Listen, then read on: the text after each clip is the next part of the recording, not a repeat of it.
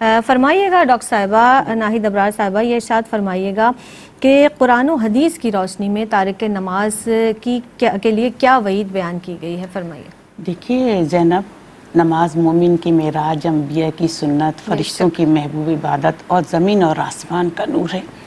جب انسان بے نمازی ہو جاتا ہے تو اس کے لیے بھی قرآن میں اللہ اور اس کے رسول کی طرف سے سخت وعید آئی ہے۔ قرآن پاک میں اللہ تعالیٰ ارشاد فرماتا ہے کہ اے ایمان والوں، تمہارا مال اور تمہاری اولاد تمہیں اللہ کے ذکر سے غافل نہ کر دے، جو لوگ ایسا کریں گے وہ یقیناً نقصان میں ہیں۔ قرآن پاک میں اللہ تعالیٰ ارشاد فرماتا ہے کہ پس تمہارے بعد کچھ ناخلف آئے جنہوں نے اپنی نمازوں کو ضائع کیا، خواہشات کے پیچھے چلے، ان قریب وہ جہنم کی وادی میں جائیں گے۔ دیکھیے زینب، جہنم میں ایک وادی ایسی بھی ہے، اگر ساری دنیا کے پہاڑ اس میں چلائے جائیں تو وہ بھی پگھل جائیں گے، تو اس میں بے نمازی جائے گا۔ قرآن پاک میں اللہ تعالیٰ ارشاد فرماتا ہے کہ جو لوگ اپنی نمازوں میں سستی کرتے ہیں وہ جہنم میں داخل ہوں گے۔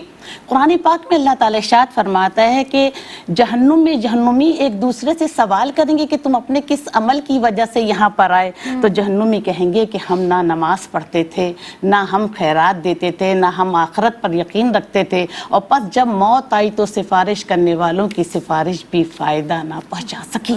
نبی کریم صلی اللہ علیہ وآلہ وسلم نے ارشاد فرمایا، جس نے نماز ادا کی اس نے فلاح و کامرانی پائی، اور جس نے نماز ادا نہیں کی اس نے نقصان اٹھایا۔ آقا دو جہاں صلی اللہ علیہ وآلہ وسلم نے ارشاد فرمایا کہ جب انسان اپنی نماز چھوڑ دیتا ہے تو اللہ تعالیٰ اس سے اپنی حفاظت کا ذمہ اٹھا لیتا ہے۔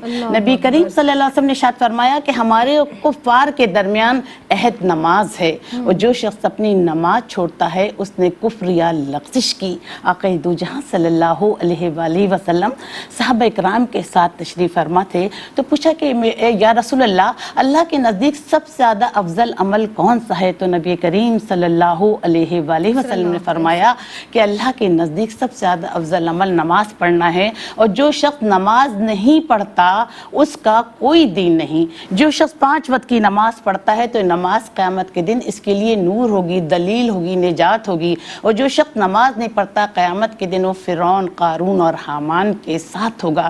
دیکھیے بے نمازی جو ہے قیامت کے دن جب بے نمازی جائیں گے تو ان کے چہرے سیاہ ہوں گے، اور جہنم میں ایک وادی ایسی ہے جو سانپ ہی سانپ ہے اس میں، اور جس میں یہ ڈالے جائیں گے، اور جب سانپ اسے ڈسے گا تو سانپ کی لمبائی جو ہے 1 ماہ کی مسافت کے برابر ہے، اور جب سانپ اسے ڈسے گا تو وہ زہر ان کے جسموں میں 70 برس تک کھولتا رہے گا، حتیٰ کہ اس کا رنگ جو ہے وہ زرد ہو جائے گا۔